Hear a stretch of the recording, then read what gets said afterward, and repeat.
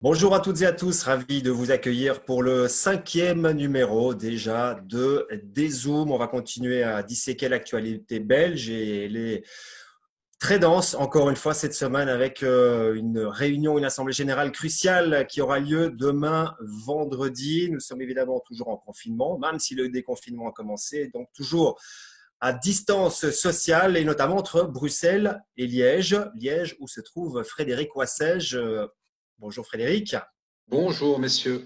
Permettez-moi de vous souhaiter un joyeux anniversaire. C'était il y a quelques jours. Ouais, c'était il y a 3 jours exactement. Mais bon, voilà, je n'en reviens pas d'avoir un tel âge. Ça doit être une erreur. Justement, quel âge avez-vous? Ça ne vous regarde pas. Commence bien. 45? Plus ou moins. Allez, 45. Allez, dans ces eaux-là. Avec toujours un cœur de rocker, c'est le plus important. Quelqu'un qui adore aussi les chiffres, c'est Bruno. Bonjour Bruno. Salut, tout va bien? Je suis comme le foot belge, moi, je suis déconfit. On hésite à vous donner le numéro 1, qui est votre numéro habituel aujourd'hui, ou le numéro 10. Comme ça, vous avez toute la liberté de parler dans cette émission. À vous de choisir. J'ai souvent eu le 12 dans ma carrière, mais c'est pas grave. Ok, aujourd'hui, vous n'êtes pas sur le banc, vous n'êtes pas dans le public, vous êtes sur le terrain pour débattre avec nous. Et puis, Philippe, bonjour Philippe, vous pouvez choisir le numéro, 1, 2, 3, 4, 5. À le 10, peut-être, on va le laisser à Bruno. Salut tout le monde. Quand j'étais gamin, j'étais fan de Johan Boskamp qui avait le 6. Alors je prends le 6. Et bien voilà, les numéros sont attribués. On peut commencer, c'est jour J-1 avec ce vendredi. Donc, l'Assemblée générale et on a pu lire quand même des termes très forts, très lourds ces derniers jours dans la presse. On parle eh bien, de pagaille totale dans le football belge, on parle de situation chaotique, on parle de règlement de compte, d'empoignade. Cette assemblée générale va être cruciale avec plusieurs points à aborder. Il faudra d'abord voter pour l'arrêt du championnat. On sait que depuis la décision du CNS, on ne pourra pas jouer avant le 1er août prochain. Et puis, il faudra aussi décider de la formule du prochain championnat qui peut nous résumer.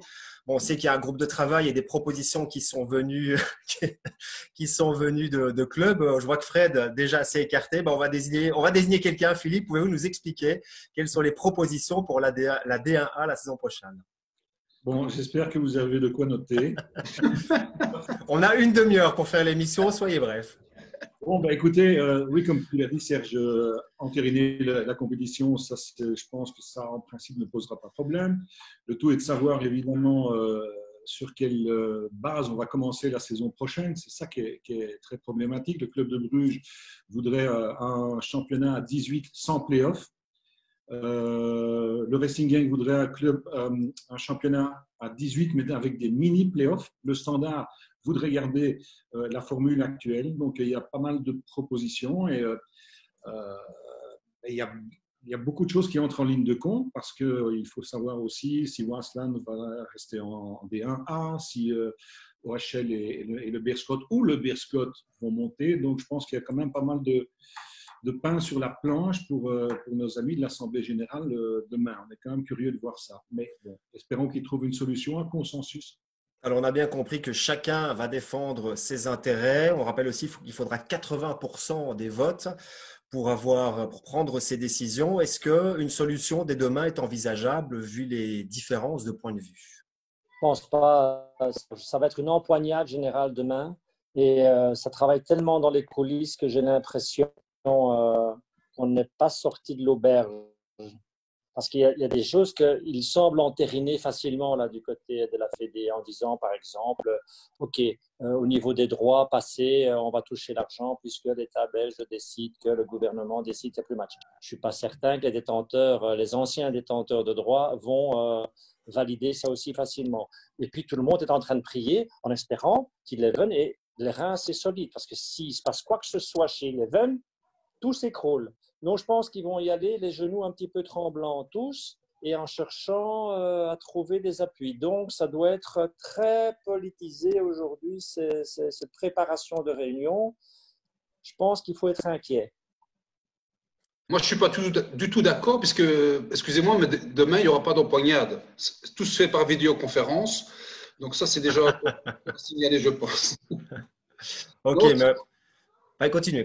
Non, sinon, ben, ce que vient de dire Bruno, c'est une partie de tous les désaccords. Donc voilà, on se répète semaine après semaine. C'est très belge. Moi, je pense on est parti pour un an à peu près, comme le gouvernement, et que c'est complètement ahurissant de proposer des solutions alors que viennent d'être octroyés les droits télé sur une certaine base. C'est bien la preuve que cette crise, certains essayent de s'en servir pour mettre en avant les arguments qu'ils n'osaient pas sortir avant, vu qu'ils étaient noyés par la majorité. Donc voilà, je pense qu'on va beaucoup rigoler. Ce qu'il y a, c'est que nous, on aime le sport, on aime le foot, et franchement, on va rire jaune, quoi, parce que ça devient vraiment n'importe quoi. Bon, cette assemblée générale a été repoussée à plusieurs reprises. Normalement, demain, ce sera la bonne, sauf surprise de dernière minute. On a l'impression qu'il sera évidemment impossible de faire plaisir à tout le monde. Il y a eu notamment des sorties médiatiques. Bon, là-bas, c'était des mails qui étaient privés, qui sont devenus publics, et notamment celle de Bruno Venanzi. Alors, je ne sais pas si on peut lui donner raison, mais on ne peut certainement pas lui donner tort. Si, par exemple, Waasland Beveren ne descend pas, on ne peut pas attribuer le titre à Bruges. Moi, je pense qu'il c'est tout à fait défendable comme point de vue. Hein. Si on fait une saison blanche, il n'y a pas de raison d'avoir deux poids, deux mesures. Bruges, j'ai l'impression qu'ils veulent le beurre et l'argent du beurre aussi. Hein. Donc, voilà. Mais bon, on sait aussi très bien que le Standard et le club de Bruges ne sont pas toujours d'accord sur les sujets qui fâchent et sur les sujets chauds. Donc, ce qui est étonnant aussi, c'est que ces mails sortent à un moment donné dans la presse. Ça, c'est quand même… je ne sais pas d'où viennent les fuites, mais on est un petit peu dans la cour de récréation, j'ai l'impression parfois. Oui. Ce n'était pas tout à fait privé, hein, Serge. Les mails envoyés par Bruges l'ont aussi été dans certains journaux flamands. Hein. Donc, on voulait tout de suite inonder d'informations. Hein. C'est pour ça qu'il y a eu des réponses après qui ont été dévoilées un peu dans la presse francophone aussi, mais ce n'était pas privé du tout. Ce n'était pas destiné d'abord à la Pro League et au groupe de travail? Oui, mais non, pas au groupe de travail. Je pense qu'ils ont voulu contourner le groupe de travail, mais je sais que Tlastenus a reçu aussi en même moment ce genre d'informations. Et donc voilà, qu'est-ce qui est encore privé à ce moment-là? Oui, c'est vrai que c'est intéressant de le savoir. Il y a la D1A, il y a la D1B aussi. On a souvent parlé du mouroir. Bon, maintenant, avec la CBS qui a rendu ses décisions, on y voit un petit peu plus clair. Il y a eu des feux verts, notamment D1 pour Moucron et Ostende. Il y a eu des feux rouges aussi pour Virton et pour Roulers. Donc, ça va aussi complètement redessiner cette D1B. Et là aussi, si on doit d'abord régler la D1A, on a l'impression que la D1B, ça va être aussi un véritable casse-tête. On envisage un championnat à 32 équipes, avec le football féminin également, la division 1 qui va intégrer la DAB. Donc voilà, je pense que ce sera très intéressant. Mais en même temps, ce qui est bizarre, c'est qu'on a l'impression que tous les critères ne sont pas appliqués de la même façon selon les clubs, selon les tendances, les influences. Donc c'est ça qui est un petit peu gênant. On sait que c'est à quel niveau, Frédéric? Pardon? À quel niveau? Expliquez-vous. Je sais pas, on donne sa licence à l'OMEL, dont on sait que c'est un agent qui dirige le club. Et puis d'un autre côté, on est très circonspect et on freine des deux pieds. Je sais pas.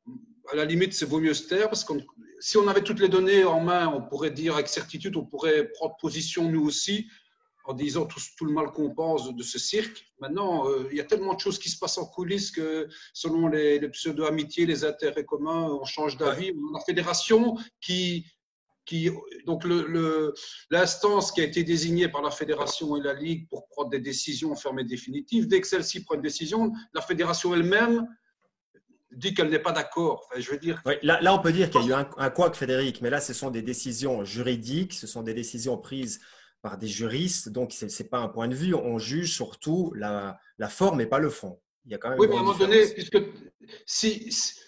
il faut bien qu'il y ait un juge final. Et je trouve que ce serait pas mal que la loi le soit, même si elle n'est pas forcément bien faite. Mais bon, sinon quoi? Il faut bien se baser sur quelque chose dont tout le monde est obligé de respecter la décision. Sinon, on ne va jamais en sortir, quoi. Non? La décision va être respectée. Philippe, allez-y. Non, je suis d'accord, parce qu'à un moment donné, c'est un organisme indépendant, c'est un jugement, c'est une décision. Et donc, je pense qu'il faut simplement accepter cette décision. Il faut être prudent, je pense, nous, en tant que journalistes, parce qu'on n'a pas accès au dossier. En tout cas, on n'a pas vu les décisions, pas encore. Enfin, on n'a pas vu la manière dont ils ont été, dont ça a été Les jugé. motivations, on ne les connaît pas, effectivement. Donc, voilà, moi, j'étais quand même très surpris que le CEO de l'Union belge euh, fasse une déclaration comme cela, où on voit également un mail en disant qu'il contestait la décision de la CBAS pour l'attribution de la licence à Moucron, alors qu'il faut savoir que le système, la procédure de licence, c'est quand même l'Union belge qui l'a mise en place. Donc, si l'Union belge ne respecte pas la procédure qu'elle a mise en place, où va-t-on? Je ne sais pas, il y a le principe de séparation des pouvoirs quand même. Imaginez un membre du gouvernement qui conteste une décision juridique dans un autre secteur, c'est assez invraisemblable quand même.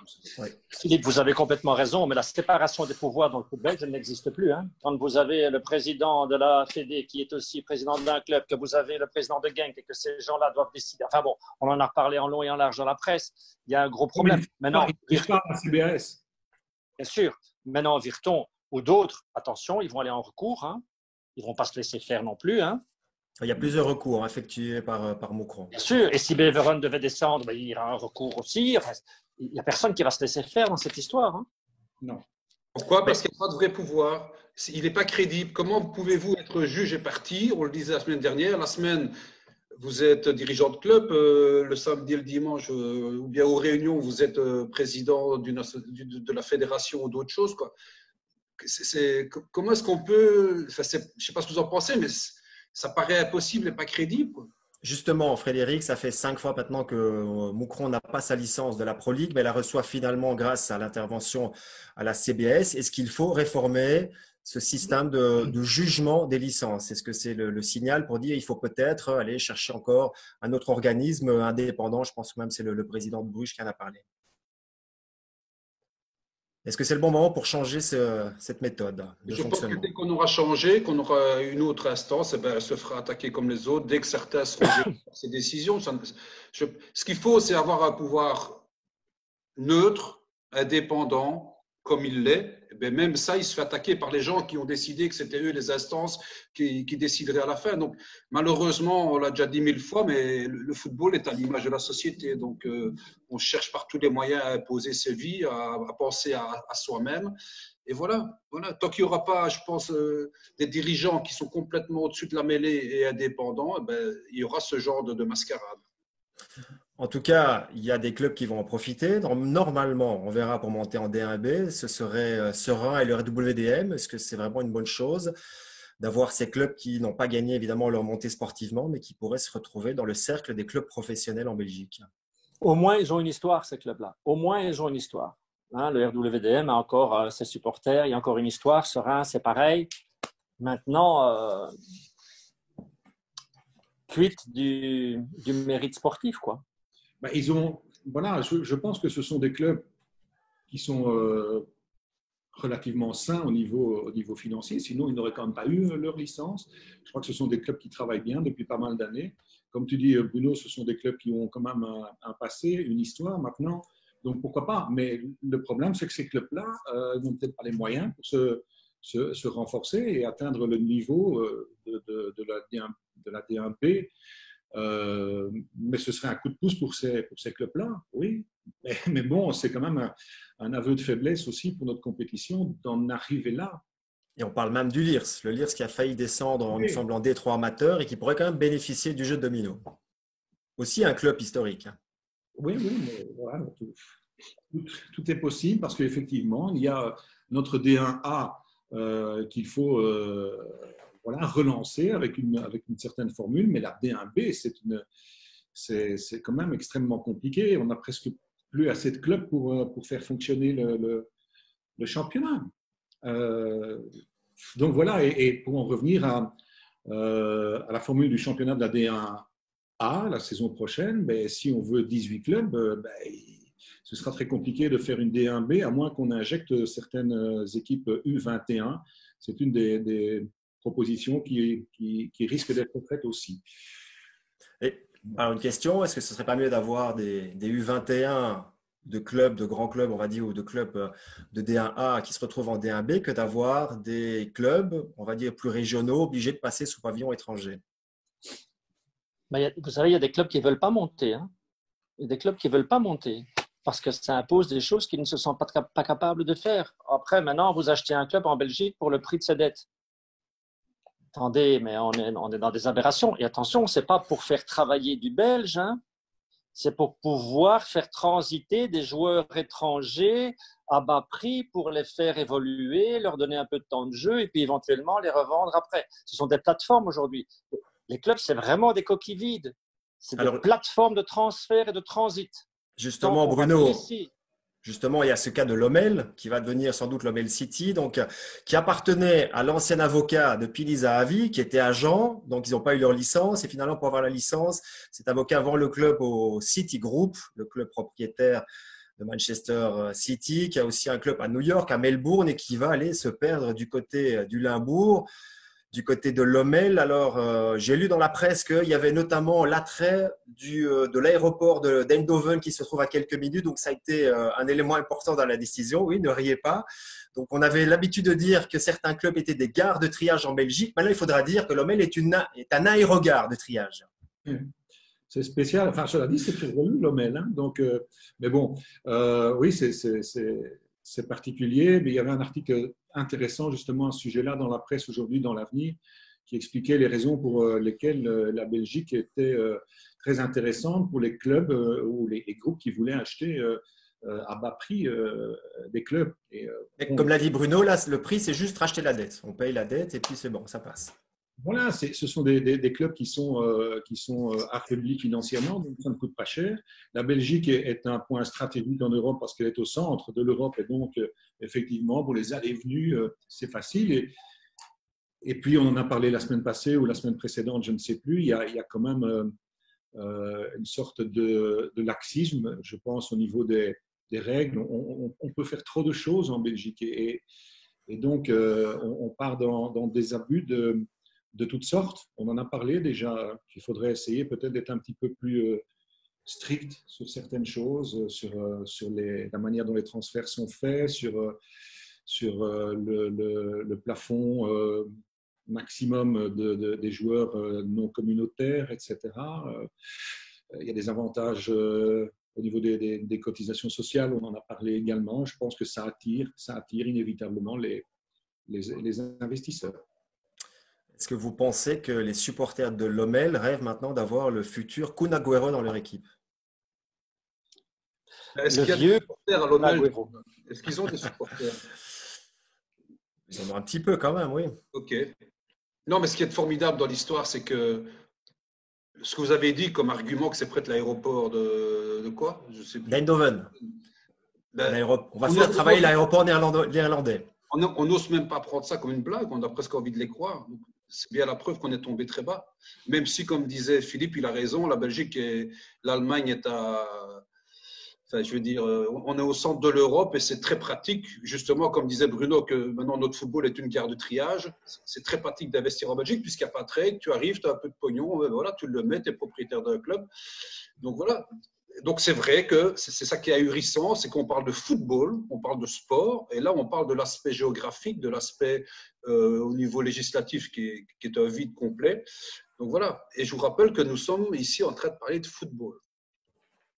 Oui, mais enfin, football, économie, on sait que tout va ensemble. Ça fait quand même 14 clubs maintenant passés sous pavillon étranger, et il y a quand même une chose assez étrange, c'est que ces 14 clubs ne sont pas parmi le top 9 de la D1A. Alors, vous pensez que ces investisseurs préfèrent aller dans des clubs moyens où il y a moins de pression, notamment vis-à-vis des supporters? Il faut qu'on leur fasse de la place aussi. Non, vas-y, je voulais dire, il faut qu'on leur fasse de la place en D1A. Il y a encore quelques présidents belges qui veulent encore se montrer un peu avec quelques petits moyens financiers, puisqu'on voit quand même les soucis d'un grand club comme Anderlecht. Il faudra qu'on nous explique aussi au Standard comment on trouve les millions juste 2 jours avant et qui va les chercher. Imaginez d'où vient l'argent. Il va falloir un jour qu'on puisse expliquer d'où vient cet argent. Imaginez que ce soit un consortium de managers qui offre de l'argent qui est en difficulté, par exemple. On fait quoi avec ça? Alors, on en a discuté la semaine dernière. Il va dernière. falloir vraiment plonger dans les comptes de nos clubs aussi. Hein. C'est normalement le travail de la commission des licences. Mais qui devrait peut-être le faire plus souvent, pas une seule fois par an. Mais la commission des licences vous dit vous n'avez pas votre licence pour telle et telle raison. Et 15 jours après, la situation est réglée. Il faut pouvoir. Et je n'ai rien lu. Moi, je ne sais pas comment les choses se règlent. On a dit Fellaini donne 3 millions en emprunt. Fellaini clame partout qu'il n'a pas donné 3 millions d'emprunts au Standard. Donc, si ce n'est pas Fellaini, c'est qui? C'est peut-être Bojovic, hein? Je n'en sais rien. Mais c'est quoi la juste information? Est-ce que la Fédé a la juste information? Dans ce cas-ci, Bruno, c'est la société immobilière du Standard. Avec les investissements, on a parlé de Witzel, de Fellaini peut-être. En tout cas, c'était visiblement clair pour la commission des licences, puisque je pense que le plaidoyer a duré quelques minutes à peine. Oui. Il faut savoir aussi que ce sont des dossiers des licences, comme je disais l'autre jour, qui sont des dossiers qui sont évolutifs. Et c'est Joris de Tollenaar, vous vous souvenez de cet ancien attaquant d'Arlebé, qui est avocat et qui siège à la CBAF, qui a dit, en fait, non, nous, qui s'est défendu, évidemment, qui a défendu son organisme lorsqu'il a été attaqué. Il a dit, mais nous, on juge de manière objective et honnête sur les pièces qui sont dans le dossier. Et les clubs sont parfois négligents en première instance. Et puis, alors, quand ils ont un petit peu le feu aux fesses, ils se mettent… ils essaient de compléter leur dossier. Moi, je peux comprendre que ce soit vrai, hein, ça. Notamment dans le cas de Moucron. Dans le cas de Moucron, c'est toujours important d'avoir un bon avocat. L'avocat de Moucron a écarté les pièces à conviction, entre guillemets, qui prouvaient que le club avait été dirigé par un agent disant qu'il y avait prescription. Donc là, on est vraiment dans des règles juridiques. Oui, ou parce que le dossier est encore en cours, je crois. Mais effectivement, que donc, d'un point de vue juridique, ce sont des éléments qui ne pouvaient pas être apparemment retenus contre Moucron. Il y a des lois à un moment donné. Je crois qu'on ne peut pas non plus aller au-delà des lois. Hein. Personne ne peut être au-dessus des lois. Et donc, les cours d'arbitrage comme ça se basent sur les lois pour prendre leurs décisions, je pense. C'est facile de dire, oui, la CBS, c'est nul, ils sont laxistes. Je sais pas, je suis pas juriste, mais il faut quand même pas dire n'importe quoi non plus et faire des procès. L'intérêt de faire de bonnes lois. Ça, c'est autre chose. Dans l'intérêt commun. Messieurs, revenons aux acteurs qui font notre football, c'est-à-dire les joueurs. On sait qu'il y aura évidemment un impact économique négatif, que le Covid aura des conséquences dans le milieu du sport. On ne connaît pas encore la mesure de cet impact, mais on sait que ça va changer et on pense notamment aux joueurs qui sont en fin de contrat. Selon la presse néerlandaise, il y a 55 joueurs en fin de contrat rien que dans notre D1A. Alors, quid de ces joueurs, quid du mercato? On ne connaît pas encore les contours du mercato, quand il va commencer, sous quelle forme, mais ça risque d'être dur pour pas mal de joueurs, ça risque d'être compliqué. Ah oui, comme ça va être compliqué pour un peu monsieur tout le monde suite à cette crise, évidemment. Maintenant, il faut déjà qu'on sache où on va jouer, comment on va jouer, à combien on va jouer, est-ce qu'on est qualifié à la Coupe d'Europe, est-ce qu'on ne l'est pas. Voilà, il n'y a encore aucune certitude. On va jouer à 11 contre 11, hein, avec des remplaçants, ça c'est sûr. Oui, mais ça, on n'en est même pas sûr. Enfin, je sais pas. Mais… 5 changements. 5 changements. Il faudrait déjà qu'on connaisse le contexte. Mais justement, Frédéric, ils n'ont pas le temps. Les joueurs en fin de contrat, ça se termine au 30 juin. Ils n'ont pas le temps d'attendre tout ça. Il faut qu'ils aient quand même des garanties. Et les clubs aussi, il faut quand même qu'ils commencent à travailler maintenant sur le mercato. Oui, mais pratiquement tous les pays sont dans le même cas. Donc, voilà, c'est compliqué pour tout le monde. Enfin, cela dit, un bon joueur trouvera toujours un club, quoi. Il y en a des joueurs fin de contrat, juste Philippe, avant de vous laisser parler. Jonathan Mbokani, Pento, mais bon, il y a des joueurs évidemment qui vont prolonger leur contrat dans leur club. Il y a Bolat, Miralas, j'ai vu Najar aussi en fin de contrat Anderlecht. Donc, il y a quand même des noms de notre football. Oui, ça va être compliqué. Peut-être pas pour ceux qui sont encore sous contrat, tant mieux pour eux. Ceux qui ne le sont pas, c'est vrai qu'il y a des joueurs de talent, donc je pense qu'ils retrouveront sans doute un club, mais avec des salaires forcément, je pense, largement diminués. Et puis à côté de ça, je pense qu'il y a des joueurs qui vont tout simplement rester sur le carreau parce que les noyaux vont être dégraissés, parce que les clubs ne pourront plus se permettre d'avoir, je ne sais pas, 30, 35 joueurs sous contrat. Ça coûtera trop cher vu la situation économique des clubs à l'heure actuelle. Donc forcément, les difficultés vont se retrouver à tous les étages et au niveau des joueurs. Bien entendu, je pense qu'il y en a peut-être certains qui décideront d'arrêter peut-être leur carrière un tout petit peu plus tôt, mais pour la majorité, enfin, une bonne partie des joueurs, il va falloir se serrer la ceinture. Mais comme le disait Fred, c'est le cas de tellement, tellement de gens et de tellement, tellement de secteurs. Le foot n'échappe pas à cette règle-là, c'est clair. Bruno, quelque chose à ajouter? Je crois que ce sera bien plus difficile, évidemment, pour un joueur libre de, je sais pas moi, de Saint-Tron ou de Beveren qu'un joueur libre d'une équipe qui a fait un championnat convenable. Mais c'est la loi. On n'en parle jamais, mais chaque saison, il y a des joueurs qui sont sur le carreau. Ici, il y a un pourcentage qui sera sans doute plus élevé, mais c'est difficile d'avoir une pensée particulière parce que le monsieur est footballeur par rapport à l'indépendant. Là, il faut rester décent, quoi. Aujourd'hui, il y a des gens qui vont être complètement sur le carreau et qui vont se relever moins vite qu'un footballeur. Donc, après, c'est vrai que la carrière est courte, mais pour beaucoup de gens, parfois, la carrière est courte.